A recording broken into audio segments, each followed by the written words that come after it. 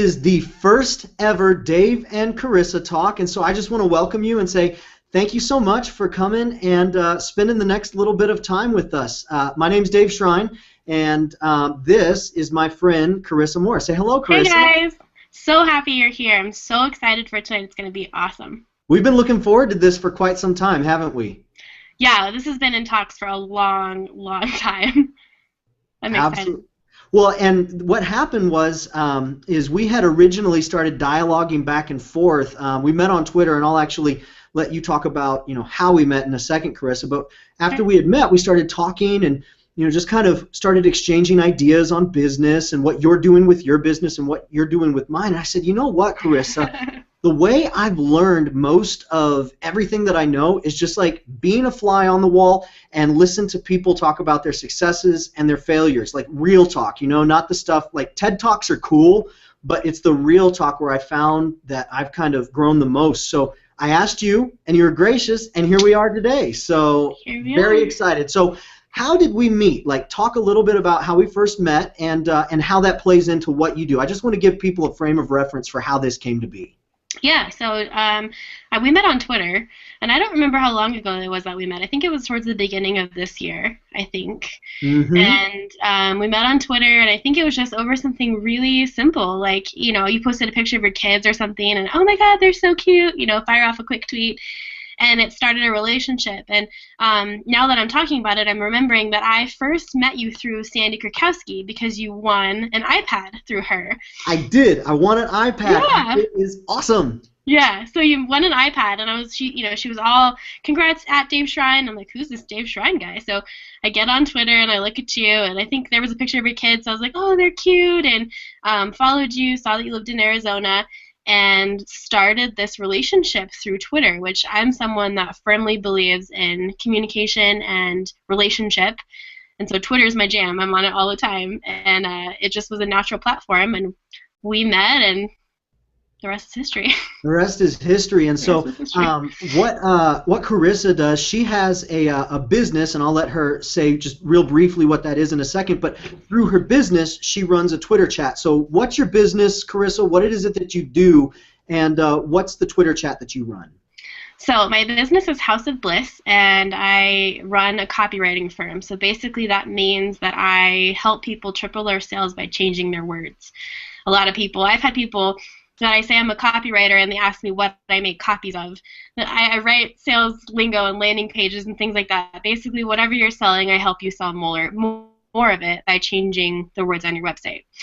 So that lends itself to a lot of questions, right? People ask me, okay, how do I write an effective about page? How do I write an effective sales page? How do I market myself on Twitter?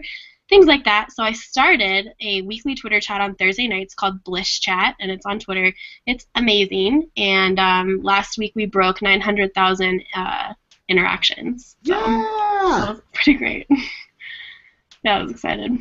That's awesome. And that's how we have kind of connected more and more. And I have right here, I don't know if you'll be able to see it, last Bliss Chat, we talked about avoiding burnout, because that's what you do. You talk about very helpful topics for small business people, entrepreneurs, online commerce, things like that.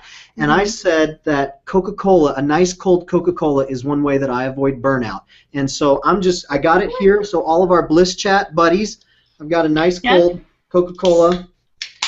And I have Dr. Pepper, because that's my vice. That Dr. Pepper is good stuff, isn't it? Delicious. Delicious. Cheers to you guys for being here. So what I do is I actually I worked in a nonprofit organization for the past 6 years, and just this past July I left that nonprofit to start my own business. And so my business is called Shrein Media. Yeah! Woo! My business is called Shrein Media, and basically I'm still trying to formulate, and Charissa, you're helping me a lot with this, but I'm still trying to formulate exactly what we do. But what I've narrowed it down to so far is that my company, we come alongside organizations that know that they need to have a presence online, and either they're already doing something through social media, through their website, through some sort of internet-based communication, and we come alongside them and help them do better, help them get better results help them get more traction in their efforts, or if they're not doing anything, we help point them in the right direction and get them going with things that will actually benefit their business. There's so many different places that you can start when it comes to online and developing your brand and your profile and all that stuff. So my company just comes alongside and said, hey, we think based upon the results that we see in all this analytical data, this is a good place for you to get started. So that's a little bit about us. That's a little bit about how we met. And today we are going to be talking about the topic of goals, which is absolutely huge. Charissa, huge. I don't know about you, but without goals, like really there's no point in doing anything. You're just kind of shooting into the wind. You're just like shotgun approach. You don't know what you're really going to hit.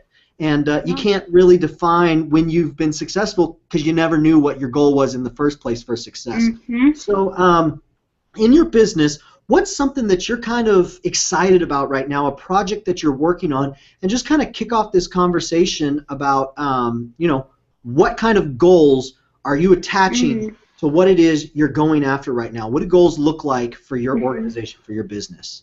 That's a good question. My big really focus right now is Bliss Chat, actually. Bliss Chat, and then my writing staff has started posting on our company blog. In addition to myself, I was the one blogging 5 days a week since April, so it's been a long time. And I was like, okay, I'm avoiding burnout by delegating some of my weekly posts to my staff. So they have taken that up and I've been able to pass that baton to them. They've been awesome. That's something that I'm really excited about because it's giving us double the content. With burning out, I was, I'll post Tuesday and I'll post Friday and it'll be fine. And now we have a post Tuesday, Wednesday, Thursday, Friday. And they're high, actionable stuff, step-by-step how-tos, stuff like that, content that people really need. So that's something I'm really stoked on. And then Bliss Chat, which has only been going on since July, which kind of seems like a long time, but really it's not.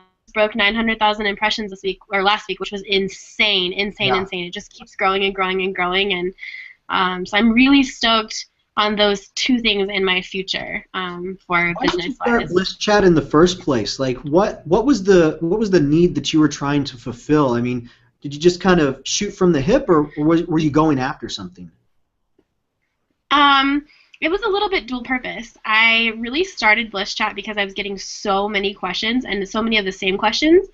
So I would have, somebody in the UK ask me when it's, Monday morning here, hey, how do I do this? And then somebody in, the East Coast at the end of my day, it's 11 o'clock there, they're trying to go to sleep and fix their business. They would ask me the same question. So I'd get it all throughout the day from different people over tons of different areas, and I was like, okay, I'm getting the same questions, which as a marketer, my marketing brain turns on, and I'm like, okay, all of my people are asking this. It turns on. Does it ever actually really turn off? No. Once you see something through that lens, you always see it. Like, you see car commercials, you see the way people parent their kids. It just is like glasses you can't take off. So I started Bliss Chat because I really wanted to meet the needs of people that were in my circle, which, is everybody on Twitter, and I really wanted to give people a chance to have that relationship in a positive environment. And so I just started a Twitter chat, like literally sent out 2 emails before the first one and said, hey, I'm starting this, would love for you to be there. And it's blown up. We have one every week. It's crazy. And it's awesome, too. Woohoo! It's a lot of fun. I mean, we wind up seeing the same folks week in and week out, and if we've got any Bliss Chatters, is that what we've said you call them? Bliss Chatters? Yeah, Bliss Chatters. If there's any Bliss Chatters hanging in there right now, we're really glad that you're here, and just ecstatic that we get to be a part of your week here, and I get to be a part of, Charissa's week on Thursday nights. So that's great.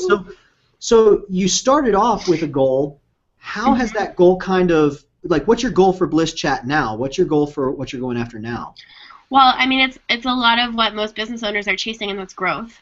Not only is my focus on making the content really relatable and making sure that my topics every week are something that will resonate with a lot of people, it's something I have to make sure that I am delivering value. I'm huge on value, so I have to make sure that I'm delivering high quality content for people, and then also that we're growing, which means inviting more people. It means retaining the people that I have.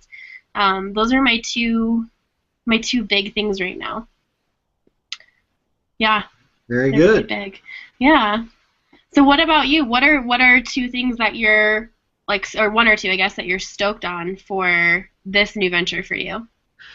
Yeah, there's a lot of different things that have been coming through. I don't know if anybody watching this can relate, but it seems like, if you're kind of known for something. One of my friends, Mark McDonald, his big thing is like, I don't do vision. I do this idea of what I'm known for. So, and I like that. I like that idea of, well, be known for something is what he says. So, when I've kind of become known as like a tech guru, kind of somebody who understands computers, somebody who knows, a Yeah. little bit of everything. And so I was kind of developing a freelance business on the side, and really the goal of developing that freelance on the side, alongside my 50-hour a week, full-time job, was to just give us some extra money to play with, to take the kids to Disneyland. We're Disneyland fanatics, and so that was kind of the goal. But then and I actually got released from my job, so just upfront about that, I got released from my job. They decided to downsize. They didn't need someone in my position anymore, and so kind of got thrust from freelance to, okay, how do I actually turn this into a full-time job to, put food on the table and pay for rent for my wife and my two kids. And so I had become known for, like I said, kind of doing the online stuff. And people didn't really know what I did. They knew that it had something to do with social media. They knew that it had something to do with computers. And so the phone calls kind of started to come in a little bit, like people saying, oh, what happened and what are you doing now? And so Right. slowly I would tell them, this is what I'm doing now. And if you'll excuse me, that soda is really good, but I'll tell you what, that carbonation does a number on the breathing system there. But either which way, so I kind of started to get new clients coming through, and what's happened is I've developed a system now that I'm running clients through, and because my goal is to help them get traction, I want to see my clients succeed. I don't take on every client because I don't want problem clients, right? Not that a problem client comes out being a problem client, but their expectations and what I can deliver might not line up, right? So then there's a problem there. So I don't take on every client. I only take on the clients that I can help. And as I've taken on more and more clients, I've developed a system, and I'm actually trying to figure out a way to put it into a form that people who aren't working with me directly could actually benefit from. But I walk them through the entire process of getting their online brand straight. And so my goal is to take them from, let's recognize where your company came from, why you started that organization in the first place, what was the story that kind of, set you off down this path, go from why did you begin, why did you choose to do business where you do, to the next layer of, okay, what was a catalyst for explosive growth in your organization? What was a catalyst for taking you from where you are to the next phase of, kind of that big major growth where you could actually start doing more things?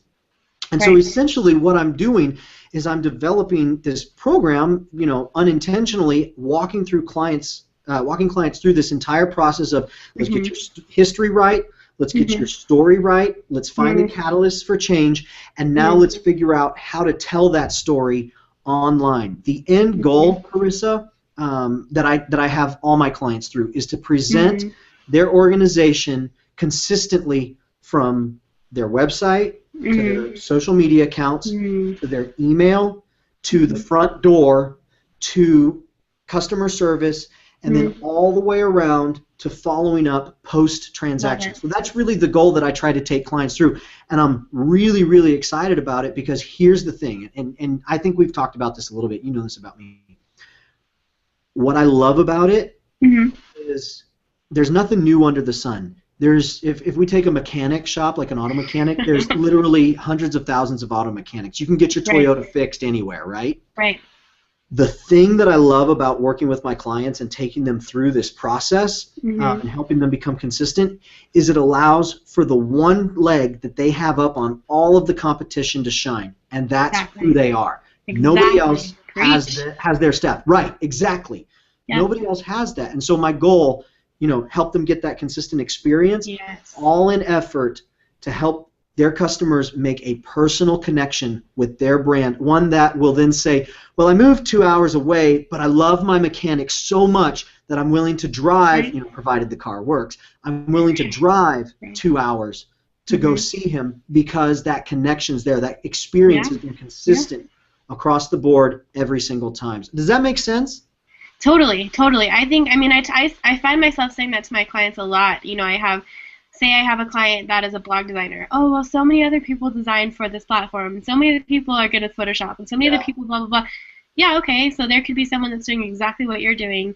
No one is going to do it the way that you do it, and that's what sets you apart. And you really have to own that. I think leaving a legacy or starting a legacy of being useful. Plug here for Jay Baer, his book Utility. I don't know if you're familiar with that. It's an awesome book. Youtility by Jay Baer. He's awesome, and basically his whole book is about making yourself useful and creating value in who you are. So for me, that plugs into Bliss Chat. I'm available for an hour for people's questions, question and answer. What do you think about this? Does this work? Is this pitch okay? How's this email? All that kind of stuff. They basically borrow my brain for an hour, and so you're creating that legacy of being useful. And when you have that legacy there, when something happens and they freak out, they have a problem or something, God forbid something happens with their business, they're going to go to the person that's been helping them. Doesn't matter if somebody's closer, doesn't matter, you have that track record of rapport built with your customers and your potential customers even, and they know that you're useful. So preach. I'm right with you. I'm right with you. Okay, so on this topic of goals, I have a confession to make, and that's one of the reasons why I really wanted to do this forum with you, is because I think there's a misconception that a lot of the people that you and I, and then a lot of the people who we've connected with, those heroes that we look to. So you say Jay Baer or Gary Vaynerchuk, or even anybody that we regularly just love to follow in our tweet who isn't a household social media name. Right. Yeah. Exactly. I think there's this misconception that they've got it all figured out, that there's no messiness, that that there's no struggle, that they have uncovered the magic, and that and then for me, what I start to do is I look at that version that I've created of them in my head, and I think that I shouldn't shoot for the level that they've attained of success, whatever that might be. My goal shouldn't be that. I should lower my expectations big time, because I'm no Gary Vaynerchuk, and I'm no Jay Baer, and I'm no Charissa Moore, right? Like, I have to lower those expectations. But so setting goals has really been a challenge for me in my business, because I want to be realistic, but at the same time, I want to embody what I tell my clients is that Gary Vaynerchuk does a huge job. He's been working at it for a while, but the one thing Gary Vaynerchuk doesn't have and never will have is me. So one of the struggles that I have is, how do I set my goals realistically, but also shoot for the stars because I believe in myself? So do you struggle with that at all? Like, is that something that you have issues with or think about? My relationship to goal setting changed pretty dramatically from most of my life to about 2 years ago. And what changed that is a curriculum / program / book / methodology, whatever you want to call it, called Desire Map. And it's made by Danielle Laporte. And basically this, in a nutshell, very fast nutshell, Desire Map basically walks you through setting your goals, which she moves away from that term eventually, but setting goals and basically recompartmentalizing your life around what you want to feel. And so that's really the emotion. So everything's based on emotion. Your finances, your relationships, your business, everything is based on how you want to feel, and you kind of architect around that. Now, for me, my faith is bigger than that, so it's faith and then Desire Map, and that kind of then guides what I'm going towards. But for me, my relationship to goal setting is really based upon how I want to feel. So I want to feel free enough in my business that I can travel to Europe for a month if I want to, which is my finances. That's traveling for me. That's family time for me. That's restorative time for me. That's seeing new places. That hits a lot of different areas for me. So for me, being the visionary, and probably because I'm female, a lot of it goes into emotion for me and how I want to feel and what those situations where those emotions arise what they look like.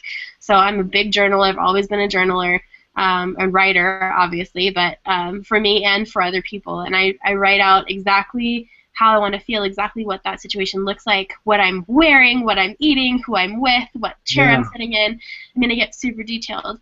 And it just kind of helps create that whole picture.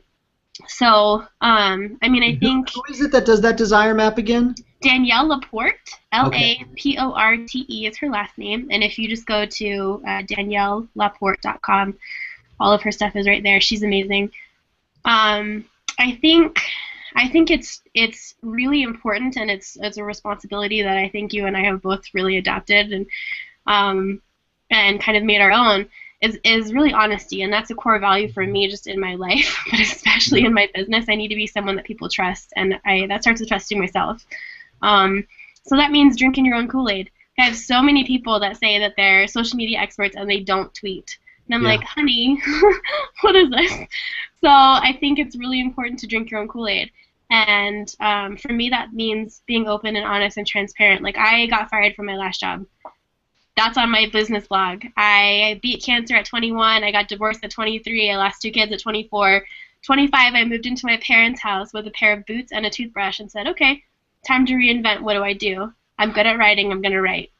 Yeah. So it's all about being transparent. It's all about being honest. And it's hard to look at someone like Sandy Krakowski or Neil Patel, or, people, I've been quoted in interviews with these people, and I have that moment where I'm, oh my God, that guy should not be in this interview. I'm like, I'm not okay with that. But you can't compare your intro or your prologue to somebody's epilogue. You can't do it. You don't know where their journey has taken them. You don't know where it starts. So that's something that I try to keep in mind, and I try to instill that in my clients as well. Yeah, absolutely. I heard. Have you ever heard of John Acuff? Yes, I love John Acuff. John Acuff's great. He's fantastic, and I got to hear him speak, and I heard him say something very similar to what you just mentioned. He was talking about when he was working for Dave Ramsey, and I think most everybody should have a familiarity with Dave Ramsey. If you don't, just search Dave Ramsey, and immediately you will. Yeah, but lots Dave of resources. Ramsey has been. What's that? Lots of resources. Yeah, absolutely. Dave Ramsey has been on the financial planning and financial goal setting scene for years. And John Acuff joined his team. He's no longer on his team, but he joined his team about 4 years ago, I think. Mm-hmm. And the time came when John was doing his first interview with Dave Ramsey.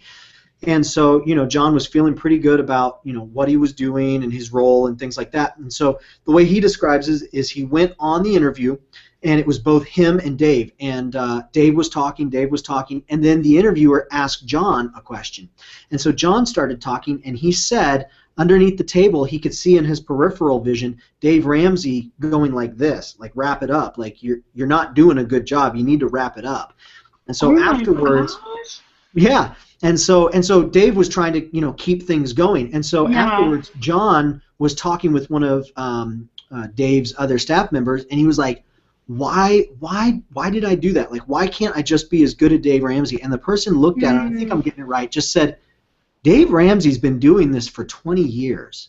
This is your first time. And he said, that's when I realized, and this is just a different twist on what you already said, I can't compare my beginning with somebody else's middle.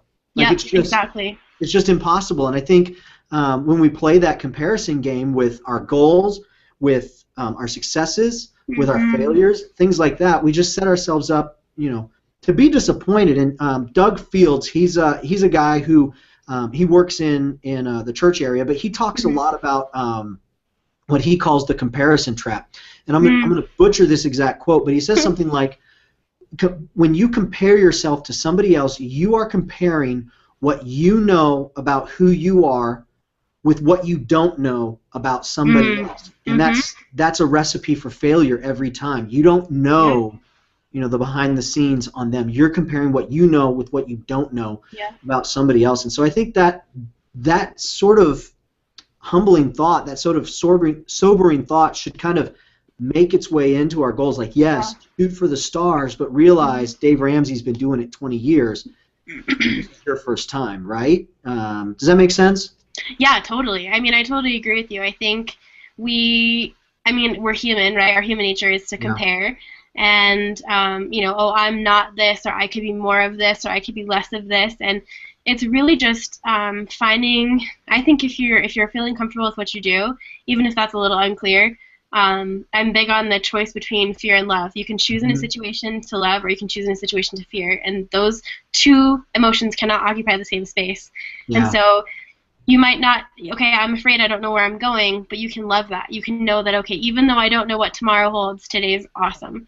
Or even, I don't know if I'm ever going to have as many books as, as Neil Patel, or I don't know if I'm going to be able to spend $250,000 optimizing the front page of my site like he did. But I know that the one I have now is converting. I know that it's working. You know what I mean? Like, you don't have to fear things, and I think getting caught into that trap is really natural for a lot of people. We've learned to default to fear. And so if you can push past that and maybe just kind of sit back a little bit and look at the overview of things, it's not as scary as you might think. So I've got something here that I wanted to share, and I don't know if you've heard of this, but I'm a big Michael Hyatt fan. I can see Platform over your shoulder. What's that? I can see Platform over your shoulder. Yeah. Oh yeah, I got it right there. I love that book. I work in an office with another company. I just rent space out in here. Okay. And it just so happens to be my best friend, and so he walks in and he looks at that. Like, my office is a wreck. Like, so if you're looking right here, like, this looks great, right? Like, this looks like I'm a really neat, organized person. And then you see this right here. It's not as pretty as I want you to think it is. Okay. On Instagram, this is what you don't see, okay? Everyone's making these really picture-perfect shots on Instagram. What I just showed you, that's what you don't see. Everybody's a mess. But we just put out there what we want people to see. That's a whole nother topic of conversation. But any which way, I'm a big Michael Hyatt fan, and I'm going to put a link right here in the showcase. And to be honest with anybody who's watching, I'm not exactly sure where the showcase stuff goes. So if you see something called showcase, just click on it. But Michael Hyatt is a can you hear me? Yeah, I can hear you. Okay. Michael Hyatt is just a leadership guy. He's a businessman. He's an entrepreneur, and he's an online business guru. And so he is really big on a system for creating goals called the SMART system. Have you heard of this, Charissa? Mm-hmm. So Keep going. This is good. Yeah, it's very good, and it's not something he came up with. But it's something that he is a champion for, and it's actually where I heard of it, and I've kind of become a mini champion for it. I don't have it as memorized, as I'm not as methodical as he is. Of course, he's methodical with everything he does. Yeah. If you really want to talk about goals, just search his website for goals, and you'll find a lot of stuff. But the SMART system is this idea that goals should not be nebulous; they should be concrete. Goals should not be very, I don't know if the word is untangential or non-tangential. They need to be tangible. They need to be something that you can actually, well, I'll just read them. A SMART goal is this. A SMART goal is specific, measurable, assignable, realistic, and time-related, okay? So, just to break those down, the first one is specific. So when I'm setting goals, I kind of do this process in my brain, and I think, oh, Michael Hyatt would slap my hand if he knew what my real goal was, and so I kind of bring it back. And so specific, you have to target a specific area that you want to see improvement, right? So what's one area of improvement right now, Charissa, that you're wanting to see? Can you think of something off the top of your head? And I love the SMART. So for me, I use that as sort of a secondary, and preliminarily, like, under that a little bit is the emotion. So I really want that soul connection with my tribe. So for me, that's communication, and that looks like growing Bliss Chat. Yeah. So the specific target a specific area for improvement. So so what I hear you saying is, based upon that emotional piece, then you take it into based upon my emotion and what it is I'm trying to cultivate, step it into the specific. The next thing, the M in SMART, is quantify. It's measurable, and you have to quantify or at least suggest an indicator of progress. And I think this is one that people really get caught up on, is they won't set a measurable goal. So in business, maybe when we first start off, we don't set measurable goals when it comes to the money that we need to bring in, right? Because we're not doing it for the money. We're doing it because we love and want to help people. It's like, No, like you have to do it for the money, because if you don't do it for the money, you're not going to be able to do it for anybody. Do you like drinking, Doc? Do you like eating? You have to live. You need exactly. Money is the holy thing. I am totally behind that.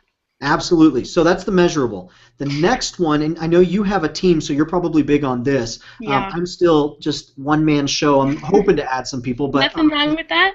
Nothing wrong with that. It's assignable. So what does assignable look like for you guys? So when you get a project come in, what does assignable look like?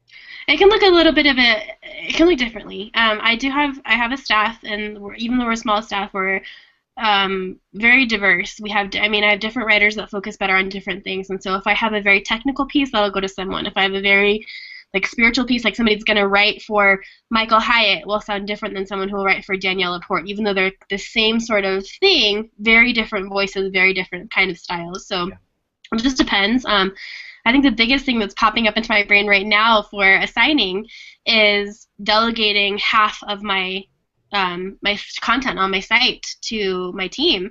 I was basically looking down burnout and being like, well, I guess I'm only going to post twice a week because I have Bliss Chat and I have clients and I have, being the Dave and Charissa Talk. The person, right? I have so much on my schedule. But having a life and having relationships and having a social life and then also running a business and everything that comes with that, it can be difficult. So for me, assigning was, okay, I'm looking at burnout and I have a team. I need to use them a little bit smarter and they can help alleviate. It's been awesome. They're loving it. That's fantastic. So I mentioned really quickly that, there's another, I rent office space from another company. So it's one company and I just have one office. And so every Monday morning or Tuesday morning, I can't remember what it is, but it's one day of the week, they have this giant board. It's a magnetic board, and they have a list of all of. They do this. It's called Agile work philosophy. I can't remember exactly what it is. I'll try to figure it out. What's that? I've heard of that. Yeah. So it's this. It's this idea of telling, creating projects, but in the way of a story and a narrative. So if you've got a particular thing that you're working on, what does the beginning of the story look like? What does the climax of the story look like? What does the the turn of the story? What does the conclusion look like? And so, it's Agile framework is what it's called. And so they've got this big magnetic board, and every week they touch base, and everybody from their team is either on the conference line or they're sitting in front of that board, and they go through the stories that they're telling, or a new story that's coming up. And I really like this. I thought this was cool. Nobody assigns a project to anybody else. What happens is when a new story comes up, the team talks together, and based upon the dialogue, everybody knows everybody else on the team. And so they would say, oh, this is going to be a great project for Michael. Michael, you're really strong in this. Jeremiah, you should probably take this part, and then I'll take this last part. Does that sound good? And they make assignable actions as they make their way to get to that end goal. Yeah.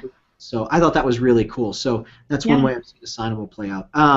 So SMART, it's specific, measurable, assignable, then realistic, and this is the one that I struggle with. I was telling you, I want to shoot for the stars, but it's just me, little old Dave Shrein running Shrein Media. Like, what's realistic? And I think this one's been helpful, and it says state what results can realistically be achieved given the available resources that you have. Yeah, so, which is huge. Yeah, so if you have somebody, if you have a client that comes in with certain expectations and they're not realistic expectations, like, how do you deal with that? Like, how do you help align their expectations to a realistic format so that the goal is something that's actually attainable? Yeah, that's a really good question. And I'll kind of bounce back to something you said before. You said, you are very choosy with clients. You only work with clients that you love. For me, clients and staff, or people that I hire, if it's not a hell yes, it's a hell no. And so a lot of people that have heard me say that, they're like, are you kidding me? Like, there's such great people. Yeah, but somebody might be great in a friendship and not a marriage, right? Yeah. Somebody might be great in a co-working perspective, but maybe not working for me. Same thing with clients. If I'm talking to a client, and because I do intake phone calls, so get on Skype with them just like this, face to face. Who are you? How are you? What do you want? What are you desiring? What's really big for you? And if that doesn't work out, then I'm honest. I'm like, I love where you're going. I don't think I'm the person to help you. Yeah. And let them go, which comes back to having faith in what you're doing and knowing that you're doing something that nobody else can do. Yeah. That's huge. But I think being very clear and communicating expectations up front is important, regardless of the kind of relationship you're in.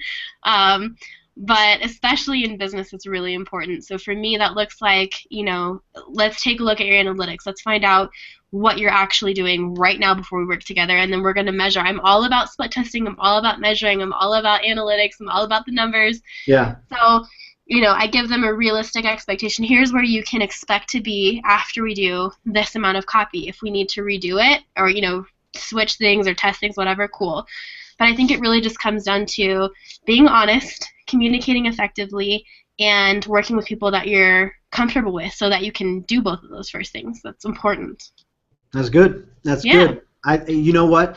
That it's either a hell yes or a no, or what'd you say? Hell yes. Hell yes or hell no. If it's not a hell yes, it's a hell no. That's what you said to me when I sent you a I think it was a direct message. I was like, hey, what do you think about this? And you said, oh yeah, I'd love to do it. And I was like, are you sure? And that's when you came back. I was like, okay, she's on board. All right, this is gonna be good. Yep. So assignable, realistic, and then the last one, making it a SMART goal, is time related. Mm-hmm. Specify when the results can be achieved. Now, I'm working on a project right now, one that you actually helped me out. It's the guide to Twitter, and I'm learning this. I'm learning this big time. I had a goal of releasing the guide to Twitter before the end of September. Well, hello, it's September 30th, and where's the guide to Twitter? Not really close to being released right now.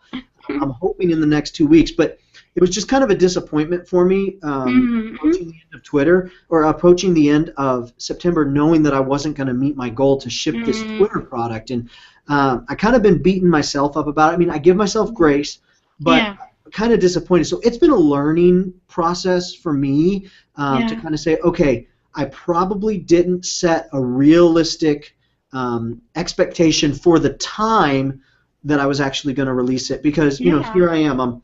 When you create a product, when you're creating something new, you're not making money while you're doing it. Right. You have to make money, in between, starting, completing, shipping, and going through the product. So here I needed to make money to pay to live, but at the same time I wanted to build this, resource that no one's going to pay me for until it's done. So I probably just didn't think that through, and I probably should have. I have a really small mastermind group. I guess that's what it's turning into. And I probably really should have brought them in on the process and said, help me think through how much time this is really going to take. So do you miss deadlines, or are you 100% on time? I knock on wood. I'm knocking on wood right here. I have never delivered client work late. Ever. That's awesome.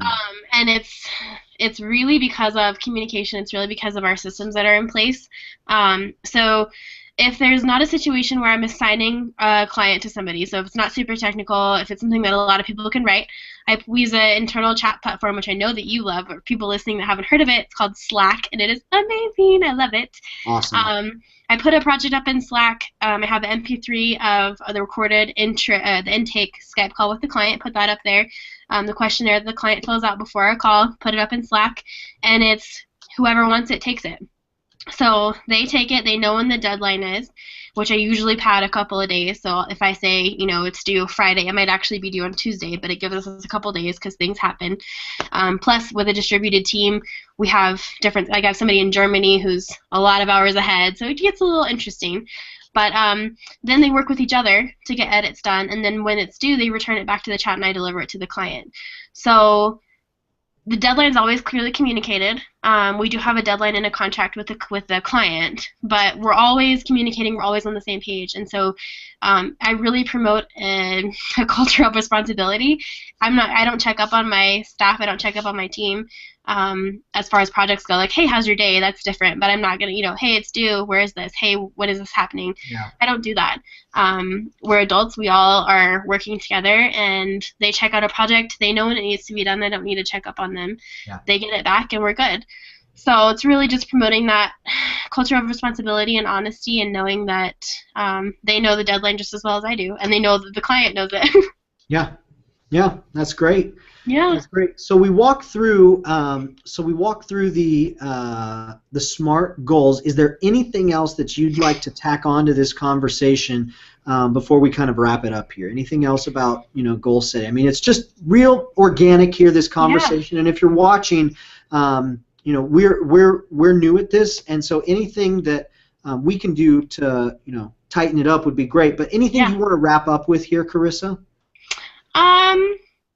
Or did we say it all? I think we did pretty good. I think we covered a lot of it. I think just because someone's relationship to goal setting looks a certain way doesn't mean that yours has to. So this conversation with Dave and I is really illuminating just how we do our things. It's not a guidebook. It's not a guideline. It's not a Bible. You don't have to do it this way.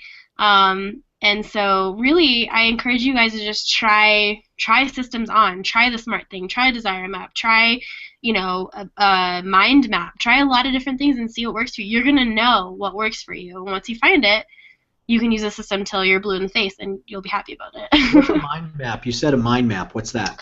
Mind map is pretty cool. I used them a lot when I first started House of Bliss, when I was a one-woman show and had to get like my accounting and my HR and my post schedule, all these thoughts out.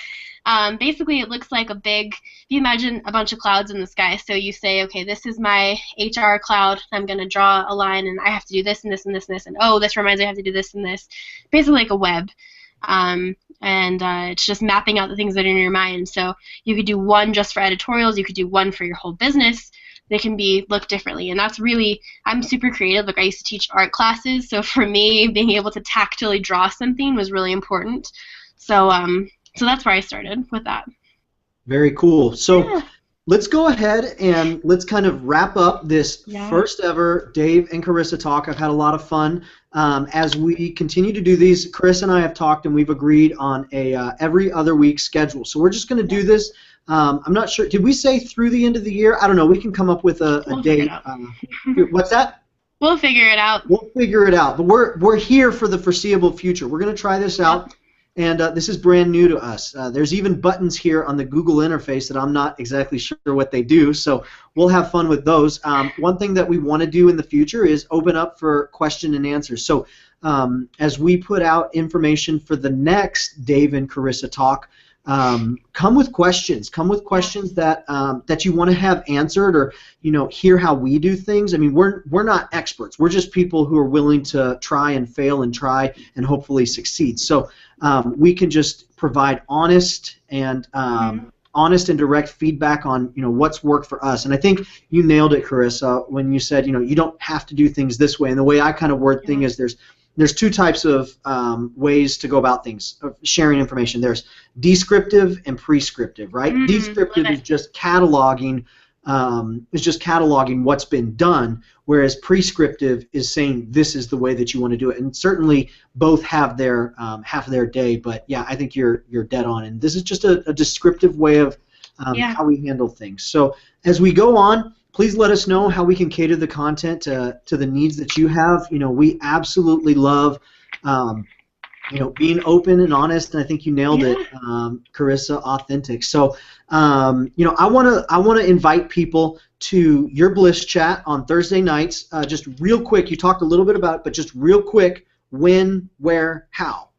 So Bliss Chat is every Thursday night. Just get on Twitter and search the hashtag for Bliss Chat. If you look at it right now, there's stuff up there for you to take action with. It's every Thursday night. It's at 7 p.m. Mountain, which is 9 p.m. Eastern, or 6 p.m. Pacific, whatever time zone you're in. 7 p.m. Mountain is just what I say blanket. You can figure it out from there.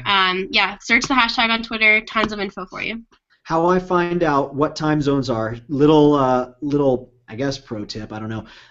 If I am talking with Charissa, like when we were setting this up, I did a Google search. I said, you're in Denver. I said, what time is it in Denver right now? And then it tells me what time it is, because Denver is, what do you say, mountain time? We're mountain time, but you're in Arizona, so you're like the weird part of Arizona, so you're different than me, even though we're the same time zone. Yep. Right now we are on Mountain Standard I don't know. I don't know. Just search Google. What time is it in Denver right now? And when it or says Siri, you can do Siri too. Yeah, that's right. When it says close to 7 p.m. in Denver, that's when Bliss Chats get ready to start on Thursdays. Now, if you've never been a part of a Twitter chat, I have something very special for you guys. I'm putting together a guide to Twitter, and Charissa's been a part of that, and I've got all sorts of great speakers who are part of it. But Brian Fanzo, who's at iSocialFan on Twitter, he has a great conversation about what Twitter chats are and how they work. So I'm going to go ahead and give that away to everybody for free. So if you go to daveandcharissa.com, there will be a link in the next day or so for you to get access to that video. So just totally free. You can check it out, learn what a Twitter chat is, and then on Thursday, hang out with Charissa. I'll be there too, hanging out with her and her team. And what are we talking about this week? This week we're talking about creative process. Awesome. So goal setting wraps into that a little bit. Awesome. I'm so excited about that. So, Charissa, I've had so much fun with you. This has been great. It's been real. It's been real fun.